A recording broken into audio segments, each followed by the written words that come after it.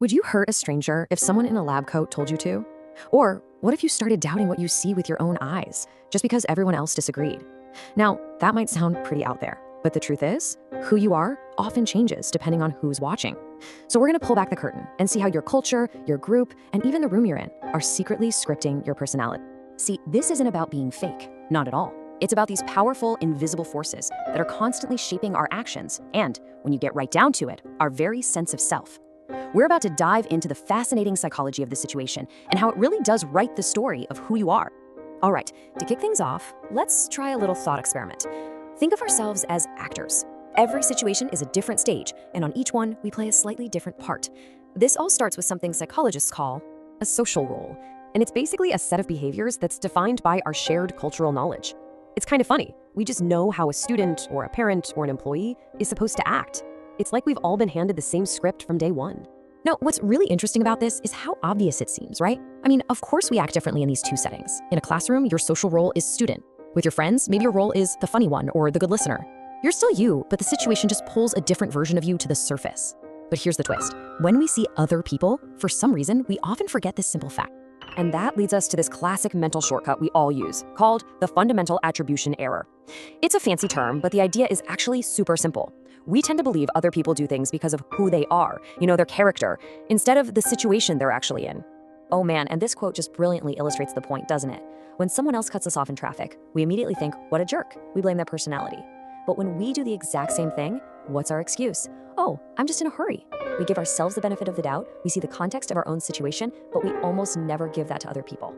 So we've established that the situation matters a lot.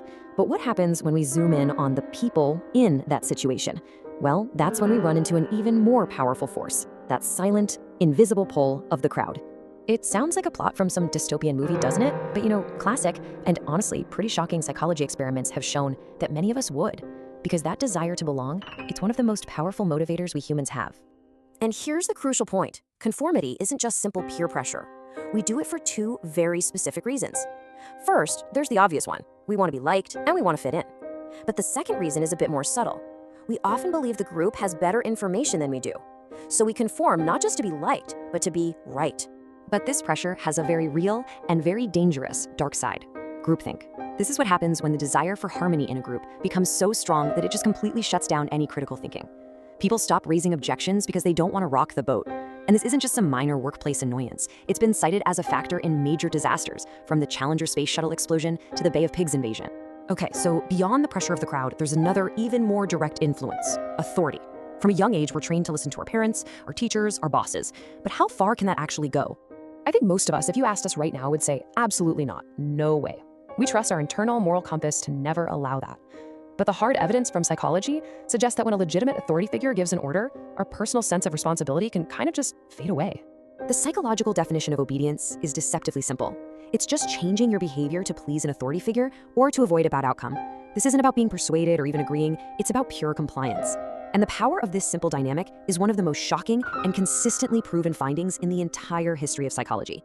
Okay, so we've seen how the immediate situation, the group and authority, can shape us. Now, let's zoom out to the biggest influence of all, the one that's so pervasive, so all-encompassing that we barely even notice it's there: our culture.